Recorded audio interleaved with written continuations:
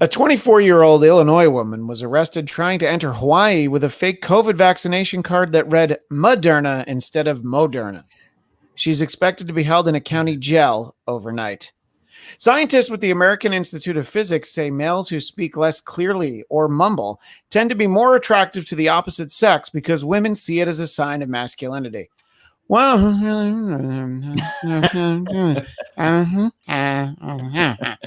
the World Health Organization is monitoring a new coronavirus variant called Mu, which the agency says has mutations that have the potential to evade immunity provided by a previous COVID-19 infection or vaccination.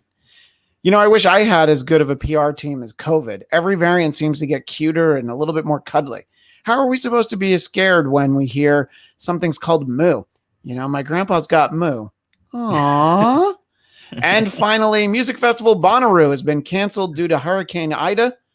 Meanwhile, ticket holders for this weekend's Rocklahoma Music Festival are likely to receive refunds because of the expected swarm of locusts heading toward the Sooner State.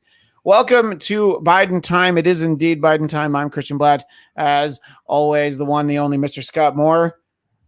You know, on all my shows, I really want to work on like getting an ET, like Elliot. Yeah. Oh, yeah, God, we'll work on. Ouch! Yeah, perfect, excellent. Being a fist bump probably looks better. Yes. But you know, I think that I want to start with where that last joke was.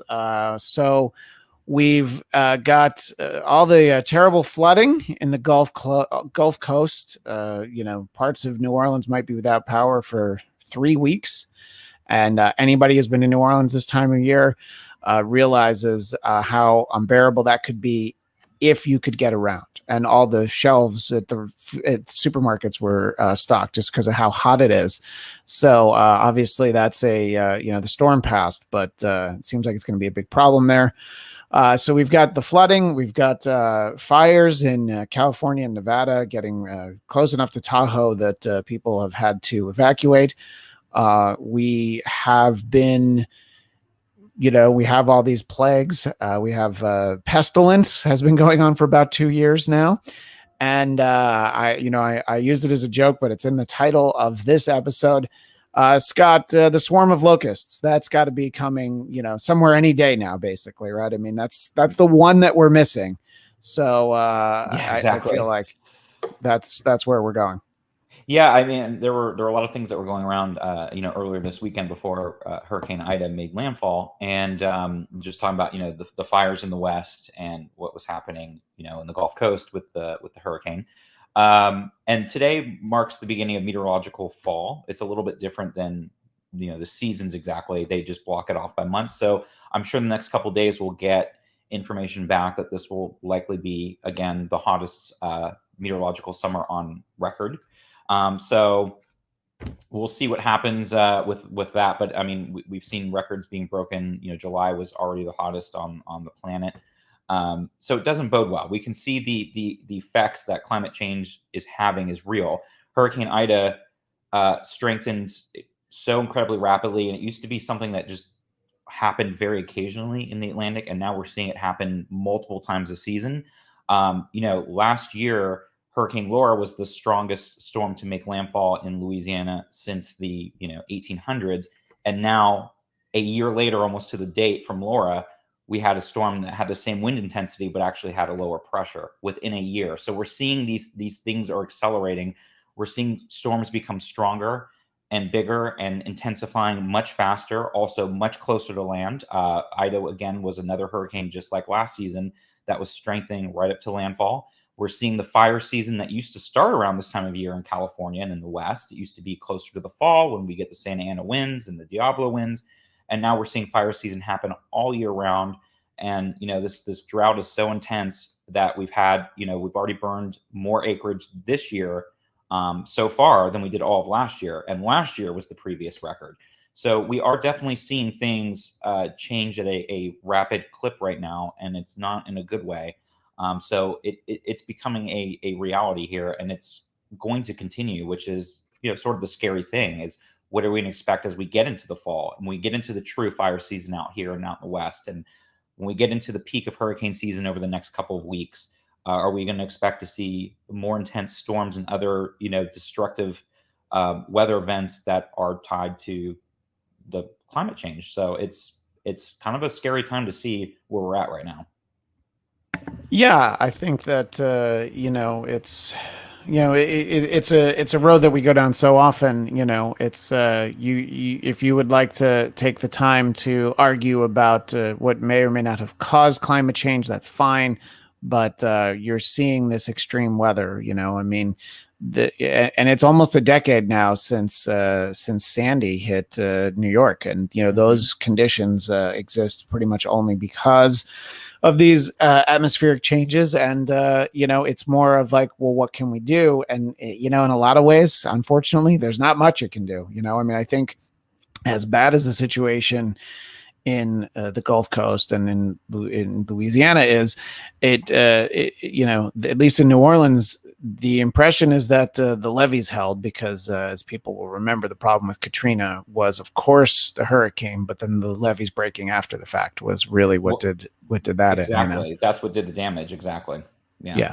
So, but at the same time, people who have evacuated are being told, don't come back. My A friend of my wife and I, she was visiting New York last weekend, visiting family, and her husband's was back at their house in New Orleans, and I don't know when she'll actually be able to get back to the Crescent City, and there are they've got curfews. It's interesting the way that technology has sort of expanded so much, because you're getting this video of looting that we would see sometimes, but you can film it on drones now. So people are much more daring in what they're willing to try and film, because they're not going to get hurt. Obviously you want to protect your drone, but it's not like Hmm. you know standing there with the old days, a camcorder or a flip phone or something. You're getting to really see some terrible things. And what you want is for them to try and get things back to normal, but they know it's going to take a while. So it's always tragic when you hear those things. And obviously, if we have anyone in those parts of the country, have family there, obviously in the Gulf Coast, you probably don't have internet, electricity. But if you are using the battery on your cell phone to watch us, we really appreciate it. But in all seriousness, our thoughts are always with everybody out there, and we do hope that people are taking care of themselves. And these are very tough people. They've overcome a lot.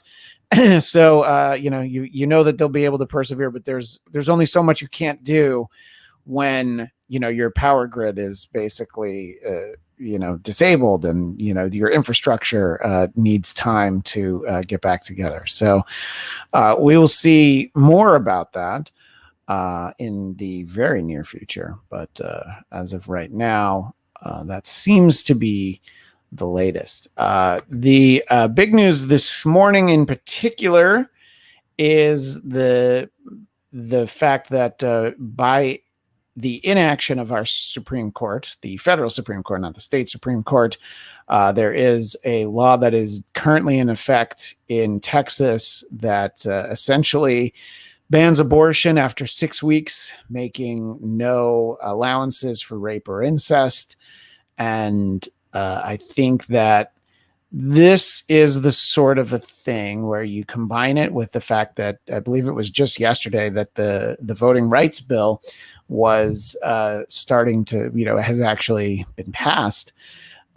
This is the situation that I see, Scott, where you feel like it should be an easy time for Republicans to capitalize on some of the feelings in the country.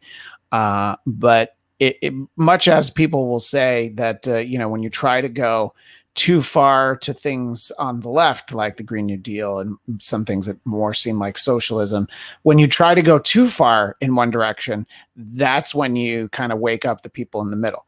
I think that there are no shortage of women and and their partners over the years who have made the difficult decision to have abortions, but may very well not be something that they talk about. And tell members of their family.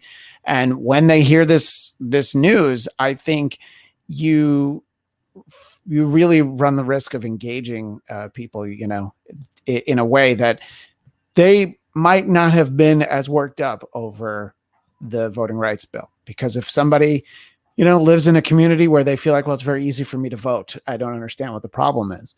But when you start to get more personal with stuff like this, I think that that's really, what happens. That's the sort of, I don't want to use the term fire, but you really sort of waken people up.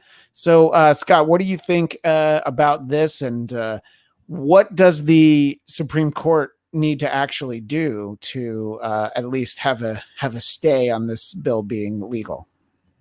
Well, that's what I was going to say. I was kind of surprised they didn't, but it doesn't mean that they won't try to put a stay on it in the next couple of days. I mean, it very easily could occur. But you're absolutely right. I think something like this or any other social issues do tend to trigger the people that it affects. And now that motivates those folks to go out and vote. And as you said, abortion is a very private issue. So even a lot of people that are religious on a day-to-day basis may have themselves had one. And, when it starts to affect people personally, and I know for me, it was gay rights and other things when they were trying to put a constitutional amendment back in 2004, and it drove a lot of people to go out and vote. So it does tend to trigger folks when it personally affects them. And we say this all the time, and it's the same thing like with Democrats too. It's like, yes, when you have that power, you want to capitalize on it because you know that power is fleeting and that it'll go back to the other side at some point or another. But you also have to walk that very fine line of being able to do things and make those changes without it being too extreme to where those moderates or people in the middle or people on the other side are now going to be extremely motivated to go out and vote you out. And that's certainly a possibility. And as we've seen, Texas did finally put in their restrictive voting laws in there. So they're probably hopeful that between putting tougher voting restrictions in place for the midterms next year, that maybe they can blunt some of the fact that they're losing Republican voters in the suburbs, which they did last year.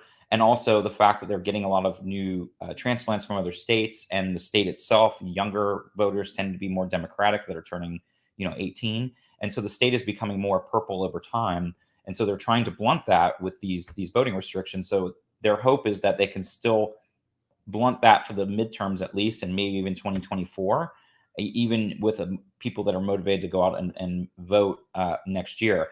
But, Greg Abbott, for instance, does not have great approval ratings in the state either. And he, is not a shoo-in to win re-election. And that's the same thing with Ron DeSantis, even though these states do trend Republican by quite a bit, especially at the state and local level.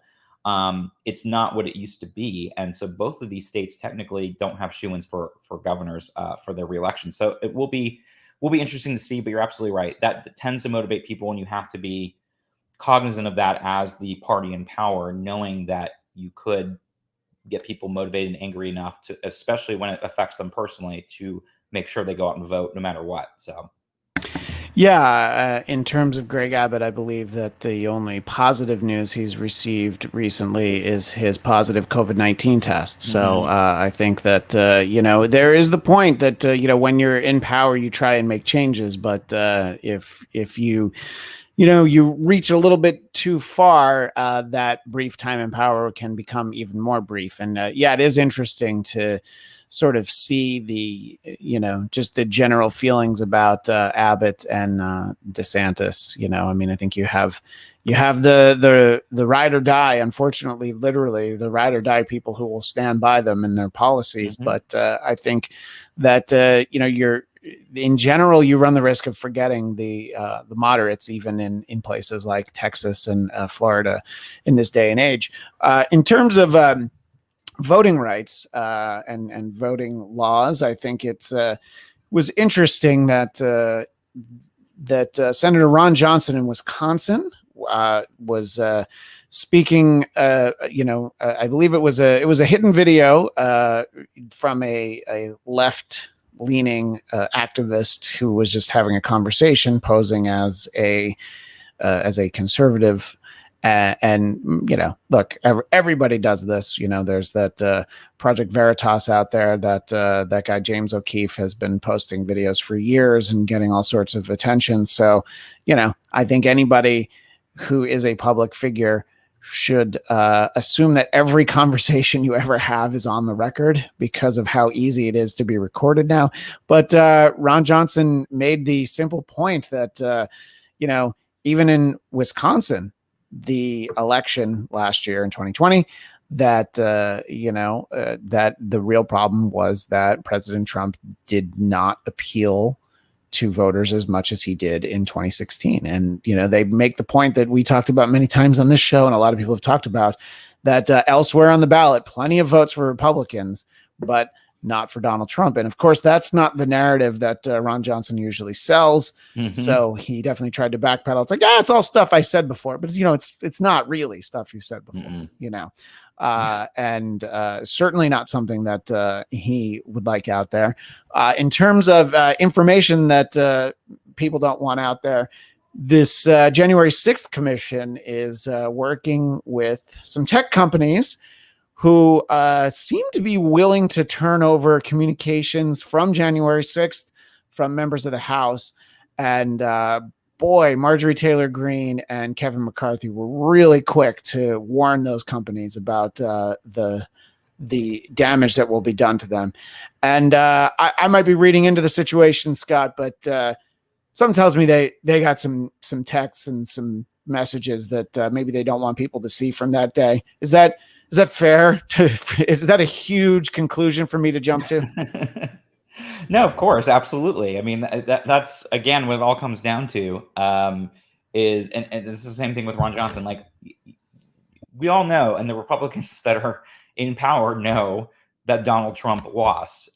They know that, but they're again going after these constituents that they know that these base voters are going to believe Donald Trump no matter what he says. And so they're playing the game too, which is ridiculous. And we've said this forever on this podcast, that if they actually had a backbone and stood up and just kept swatting that away, saying, no, Donald Trump lost, but we're going to come back and better than ever, if they would be honest about it, they would help themselves so much better in the long run than continuing to play along with the lie of as I've said before, a multiple time loser who couldn't win in 2016 with the popular vote and had dragged down his party in every election since. So of course we know that all that's true. And of course we know the same thing is true as well when it comes to any of the text messages and everything else. These particular folks don't want to be implicated in this. And that's exactly why Kevin McCarthy is really hardcore and pushing back, because he knows that he had communication with Donald Trump on January 6th. And he knows that he may have had communication with other members of Congress and other people that could implicate him. So that's, of course, why they want to push back. And it goes back to why Republicans didn't want to be a part of this commission to begin with, even as a bipartisan thing, because they didn't want to give it any kind of legs that it was a legitimate commission, because now, no matter what Democrats find, they can just point blank say it was a witch hunt, it's political, it's partisan, and that's how they're going to try to play this when this negative stuff does come to light. But we also talked about this before too. The problem with this is that this is going to continue on and trickle out over the next year beyond what the Democrats had said when they wanted to have that bipartisan commission. They wanted to have it done by the end of this year. Now with the Democrats in control, they'll be able to keep having this stuff come out next year as we get closer and closer to the midterms. And it's not going to be necessarily going to look good for these Republicans. So absolutely. I mean, we all know what the real reasons are behind why they don't want this to come out, and they don't want these tech companies to give out their communication. And we all know, again, why Republicans in Congress and elected officials want to play the game that Donald Trump didn't lose in 2020, so they can keep these base voters in their back pocket. But it's just all part of the political theater. Right. And, look, I think that you do get into a very gray area, a slippery slope, as they say, when you, start cooperating in this way. When there was a terrible shooting out in San Bernardino a couple of years ago, Apple would not help the authorities and unlock the phone of the shooter to try and, find out who he may or may not have been working with and get more information. And those are situations where I feel like, no, I think that person has, yielded their right to that reasonable assumption of privacy. And when you're an elected official of any kind, you should, everything should be into a record. There's like the White House logs from the Trump administration or something that they're not going to let us see, but they're there. They definitely don't want us to see them from January 6th, but they exist. They're being preserved. And I think that, this is where it gets into the situation. I mean, if you remember, Scott, when Obama first became president, they were like, well, no, you can't have your BlackBerry anymore. Like you can't have your own personal device. And I feel as though a lot of these devices are the personal devices. But let's assume that they're your government issued cell phone. So that's your work device. So your work, anybody who has work equipment, it's not yours, right? And so you shouldn't be, you shouldn't be doing anything on a work device that isn't working. I'm just talking about, playing like Animal Crossing or, going on Facebook, because they're going to see what you're doing. So if you're stupid enough to use your government property to, I don't know, plot to overthrow the government, then yeah, I think that you've lost your reasonable expectation of privacy. And then also, if this is your personal device, well, then you're just stupid, because there's not anything in place that we shouldn't have this anymore. But I don't know where the line is. And that's always the problem, because some of these, this seems like, yeah, this is something that we should find out more about, because these people aren't going to be talking about it. And I don't know where the line is where it's like, well, no, they still do have it. But what do you think about all this, Scott, versus whether it is a personal device, if it's a work device, and at what point should providers say, well, we can't cooperate with you because of the privacy of our clients? Well, there's two prongs to that, because the first is, like, to your point, if it's a government issued or a work issued device, then technically anything that you put on there, work has access to. And I've said this to people before too, just working in our entertainment business here. If you're using a work laptop, or you have to assume that anything you're doing is accessible to your employer. Now, obviously, to go through and pull records and text messages and emails from a personal device, or even a work initial device, would have to go through the proper channels. And if this commission goes through the proper channels and they're able to get, I don't want to say warrants is the right word, but they're able to get that permission to do so, then they will be able to get it. But however, we know that places like Apple, granted, they're in their whole thing with the child porn issue right now with privacy, but Apple is known for their privacy. And, I was just talking to my dad about that, because his phone was stolen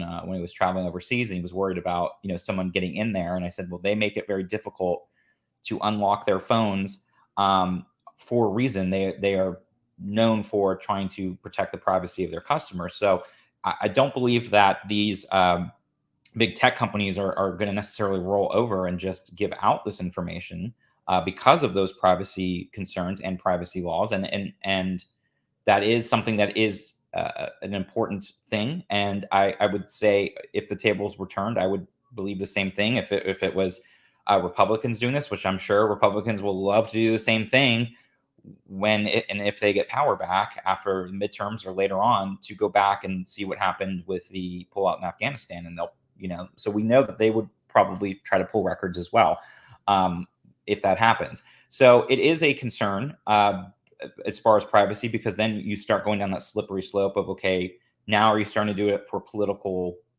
fishing expeditions, and are you now pulling records?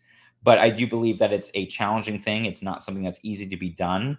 And also, look, if you're on a work device, like you just said, you have to assume no matter what you're doing, it's going to be seen, and it's going to or have access to it. And it's the same thing I always say to people too. The minute you post on social media, you have to assume that the entire world's going to see it, even if you delete it. So you have to be careful about that. And you have to assume that, when you're thinking about typing things out, that it's going to be out there for public consumption, especially a public official, a member of Congress or whatever, has to even be more cognizant of thinking what they're saying and doing could eventually be made public. like Ron Johnson just recently. So Yeah, no, exactly. And I think that it's it seems like the reason why things went the way they did on January 6th is that our best and brightest were not involved at any point from the top down, from a president encouraging people to act on his behalf to any lawmakers who might have been in on it and the people themselves. You hear that a lot about failed terror plots that if somebody had been just a little bit smarter and a little bit more organized, something terrible could have happened. And, we of course have instances where that did happen, but plenty of times where it doesn't. And I think it's really important to know. I mean, Kevin McCarthy already has a plaque in his desk that says Speaker of the House, because he's so sure that he's going to be that next year. So if there's anything that we should know that he'd rather we didn't, whatever that is, I think that's very important that we learn more about it. But again, I always try to say, if that, I think that, there is a line. I just don't know where it is. We went about 24 minutes before we mention Afghanistan, but we are, of course, going to speak about it. The last of our troops have been pulled out, and President Biden spoke about it in a speech that a lot of people derided. He was at the presentation of the coffins of 13 military men and women who died trying to defend the airport. And we talk a lot about optics, and at any point in that process, checking your watch doesn't look good. Now, it's not that he did it like 5 or 6 times. I believe he did it once. Still looks bad. You just need to get that little snippet of video. I don't know that people do boomerangs anymore, but that's all you really need to do to post it, is to just have that little flicker of it and be like, yep, this is what he's doing. And, and I some of it's very unfair. I saw an article that mentioned that President Biden invoked his son, Beau, who, of course, was, in the military. He invoked him 5 times in the last week. And I'm like, well, yeah, that's his connection to it. And then there are also stories of, parents of some of these recent soldiers who tragically lost their life, saying very unkind things about the president. And I think that it's completely their right to react any way that they want to when they lose their child. A lot of people know that I worked with the comedian Dennis Miller for a long time. And a few times on the show, we had Cindy Sheehan on, and she was very outspoken against then President Bush. But he always said that it's like, yeah, but her son died, so she should get to say whatever she wants. So if you're mad at the president, you're mad at anybody in the military, you're mad at elected officials, you're mad at the enemy, nobody should get to tell you that you can't feel that way, So I think that these are reactions that, of course, people are going to have, and people can, I feel as though say that they didn't care for what Biden had to say, but I don't think that it's fair to say that he doesn't care. He's just, we're seeing some of the ways that he's rougher around the edges. But how would you say that, since the last time we talked about this, handling some of these things, and we'll talk about the exit itself, but, a lot of the terrible things that have happened in the last week, just from a political standpoint, how do you feel that President Biden has handled this? Yeah, I mean, look, as I've always said, no president or anyone is going to be perfect in handling situations, especially like this. And we've said this on here. I don't think he handled it great. I think the exit strategy was poor, and that's a cascade of failures and through multiple levels of the government. And it goes back to what we said. Not being clear on knowing that the Taliban was going to come in and be able to take over the Afghan government so easily.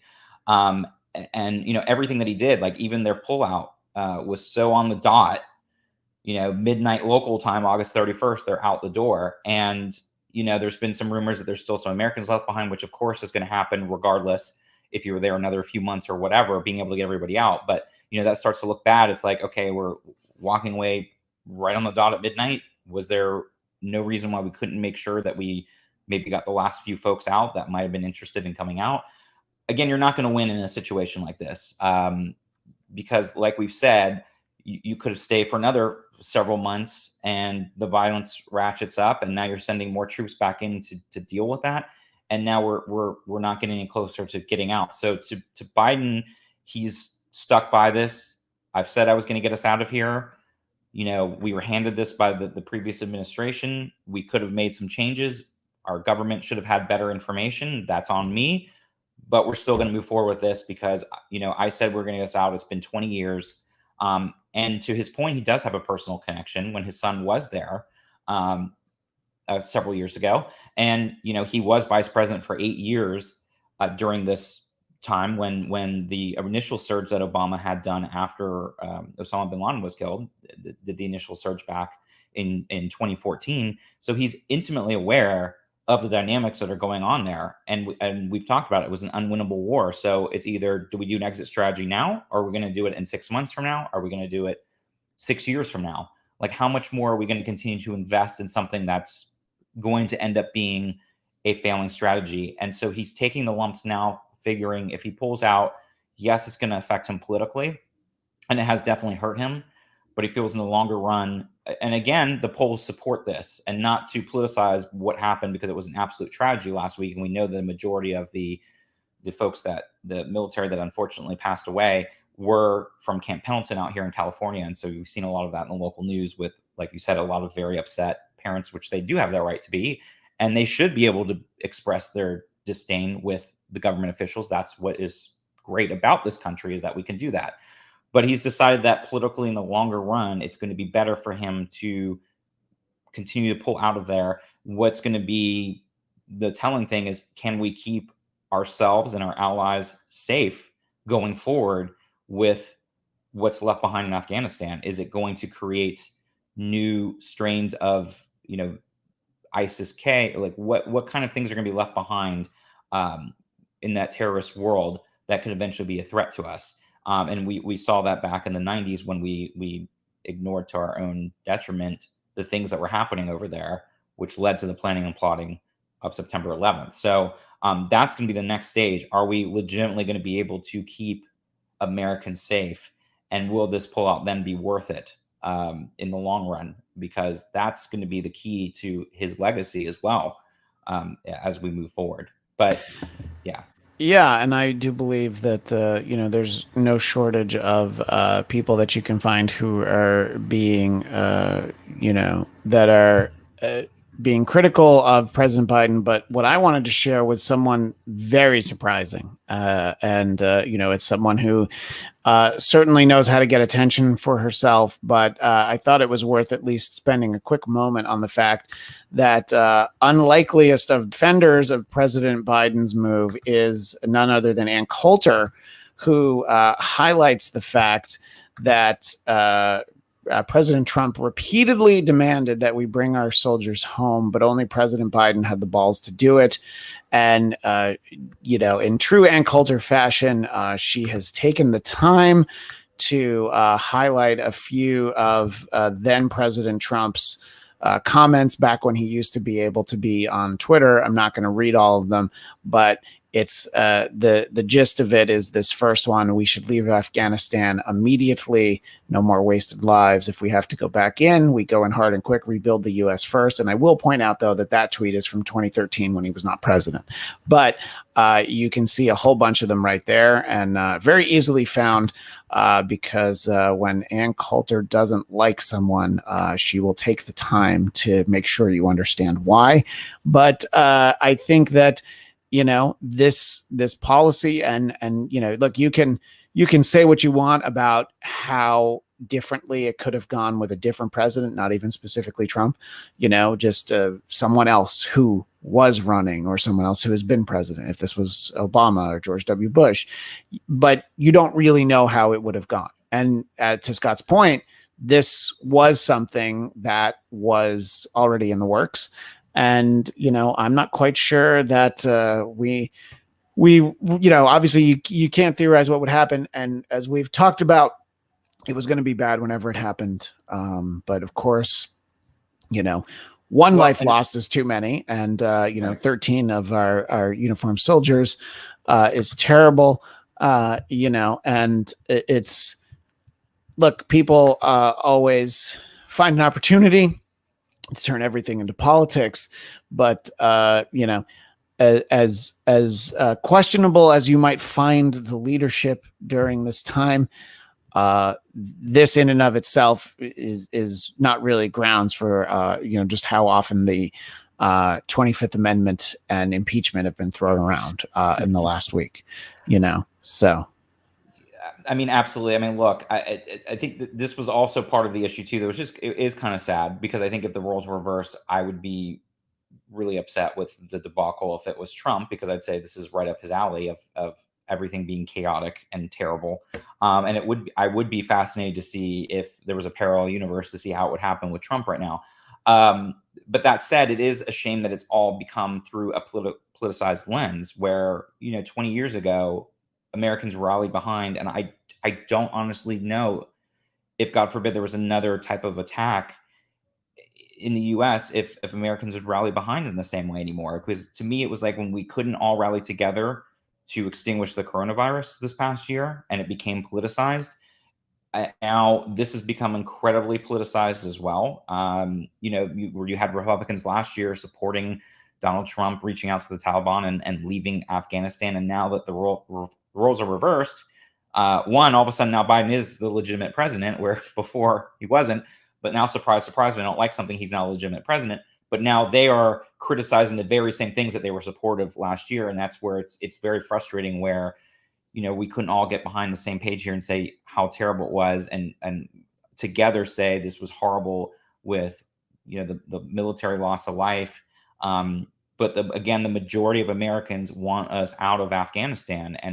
But as we've seen over these past few weeks, it's also a blow to the ego as well.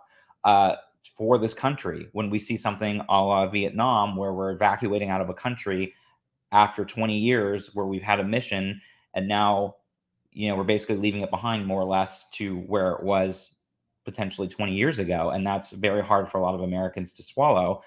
And it's also very easy to be an armchair quarterback. It's very easy for all of us to have opinions, which again is our right, but we also don't know what's going on in the deepest levels of government and what's going on the deepest levels of, the information that they're getting from the CIA and the FBI and other sources. And we don't know. And that's all sides here. We're just making a lot of speculation. And so it's easy for all of us to have those opinions, but we don't really know what's going on. Yeah, absolutely. My brother's in the chat and he makes the point. This must be terribly confusing to the people who believe Trump is still president. Why is he letting this happen and all of that? And, to that note, there was a major QAnon convention scheduled for one of the Caesars properties in Las Vegas. And they've decided against holding it. But boy, if I had to pick a hotel that might have a big enough room to entertain it, I bet I can think of one in particular there in Las Vegas that would be happy to welcome them there. But sort of your earlier point, obviously people can feel however they want. There was this sort of a side anecdotal story making the rounds about a restaurant that had a sign posted. I believe it's in Florida, go figure, saying that, if you support Biden and you voted for him, you're not allowed to dine here. And that's great. That's their right. You try to tell me that you didn't see similar signs where Trump voters were told that they're not allowed to dine there. I mean, think what you want about Sarah Huckabee Sanders, but she and her husband were out dining and multiple times accosted by people.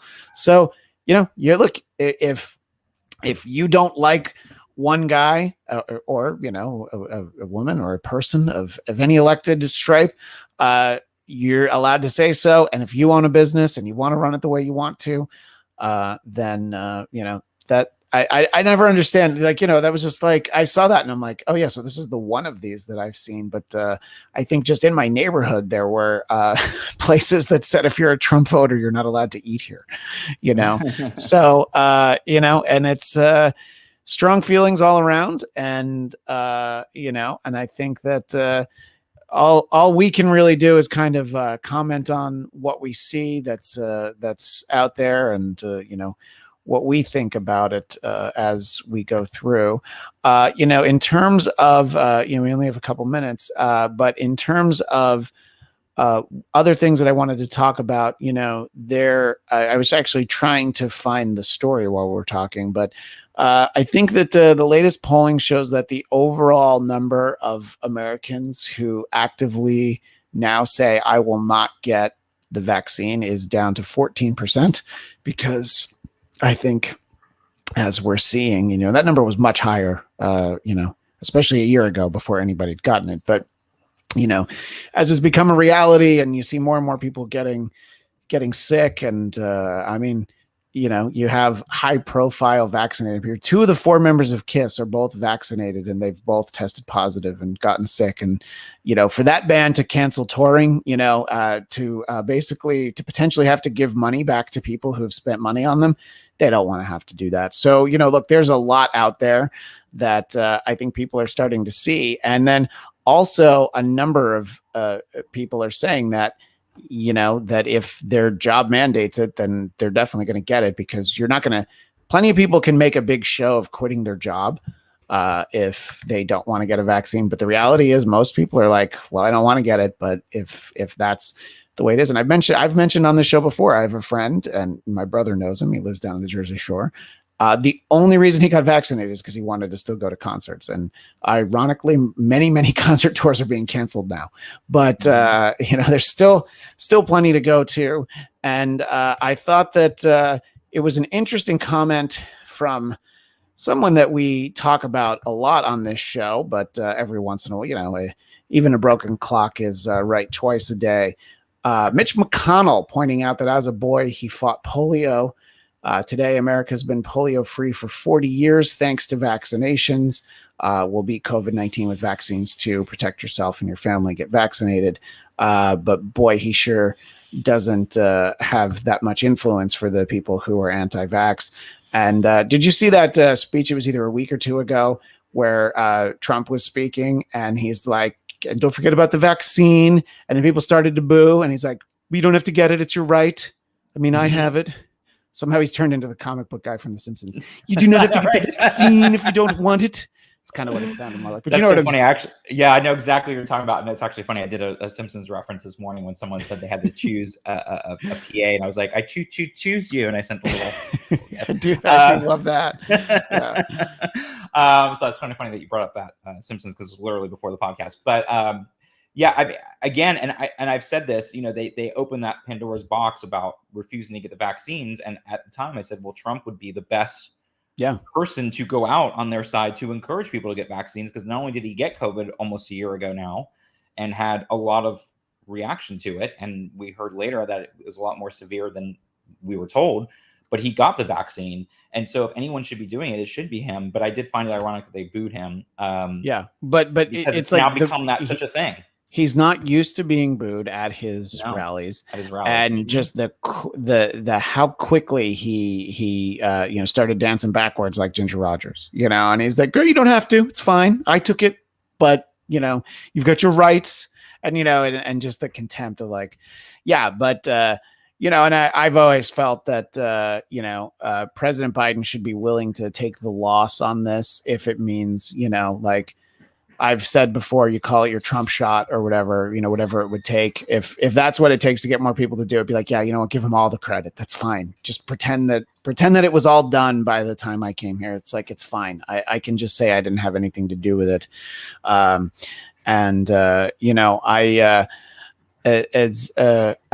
the unfortunate situation in Afghanistan unfolds, and has over the last few weeks, you've had a lot more of the, well, I didn't vote for him, and then just sort of people.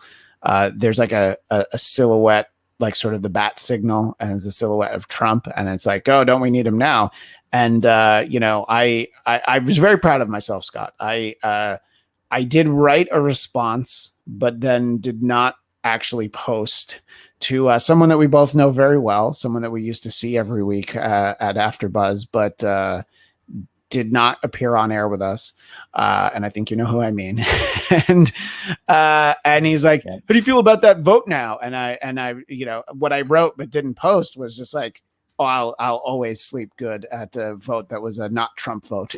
Whatever happens from here on in that moment when you're making that decision, I'm like, yeah, that was an easy one.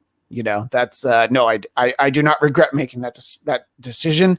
You can have people who regret things about, like a good example would be people's second vote for Bill Clinton in 1996. And then like, oh, I really didn't like a lot of the stuff that happened after that. But when you voted for him, why wouldn't you have voted for him? You didn't know.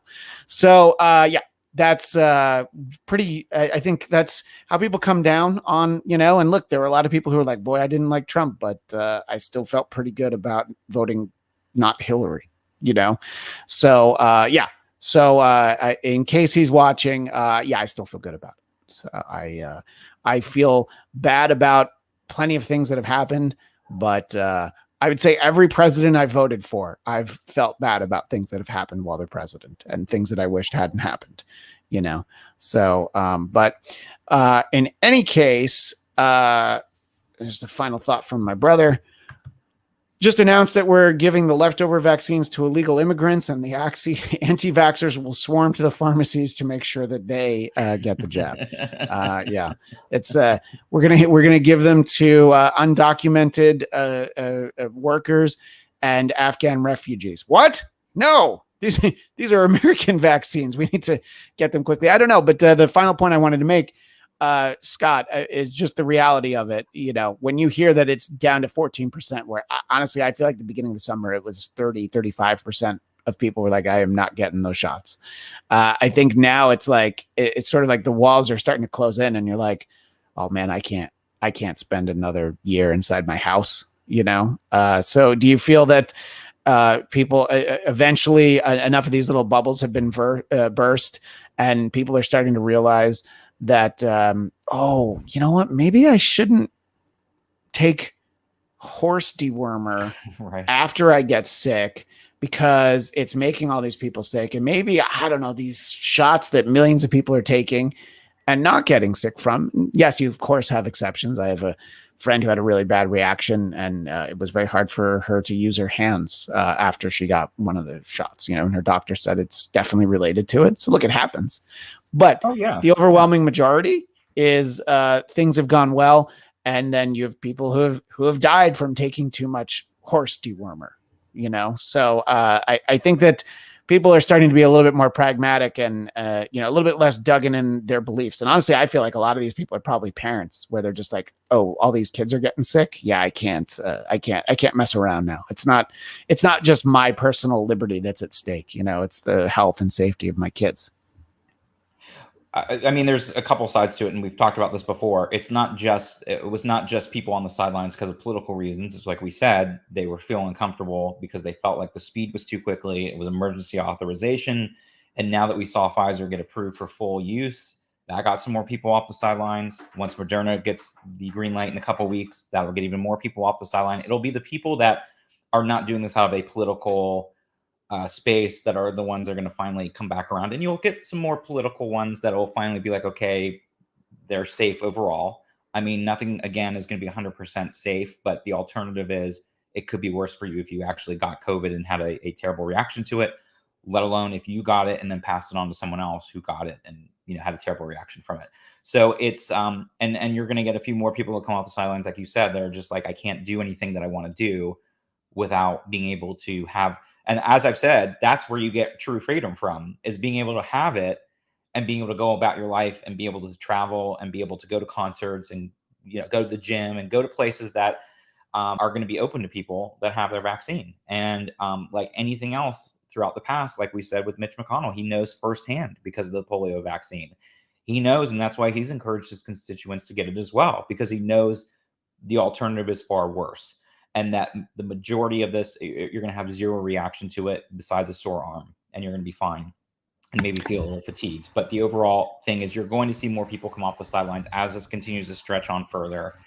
And as we've said, it's definitely going to change. More of the people that were on the sidelines more for concerns of its fast use rather than anything else.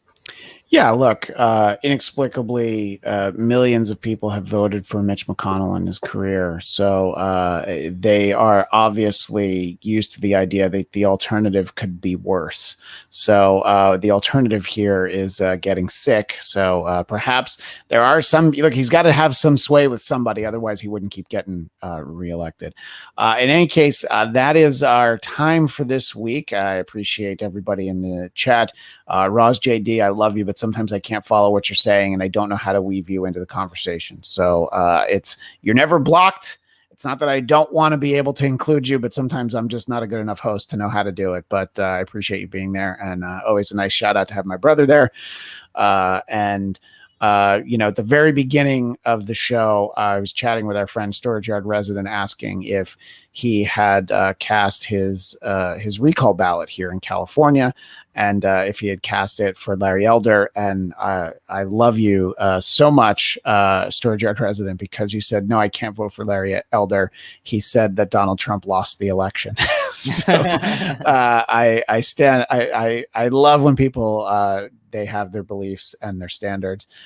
So anyway, appreciate that. So people in California, it's 2 weeks from yesterday, right, Scott? It's the 14th. So yeah, we'll see if hopefully we're able to be on at least once before then, and we'll see if maybe we can get a few minutes with our friend Drexel, because he'll explain it all to us until then. But Scott, if people want to keep in touch with you, how do they do that? They can follow me on Twitter at sman80. That's sman80. And you can find me on Twitter and Instagram at ChristianDMZ. And before we were speaking about alternate realities, if you want to hear a conversation about the Marvel animated series What If, literally in minutes, right here on the Blackcast YouTube channel, we'll be doing our show, Marvel Movie Talk, which we will be doing at 11 a.m. Pacific, 2 p.m. Eastern from here on in. Thank you so much, everybody, for your time. And follow us on social media, and we'll be sure to let you know when we'll be back with another show. Thanks, everybody.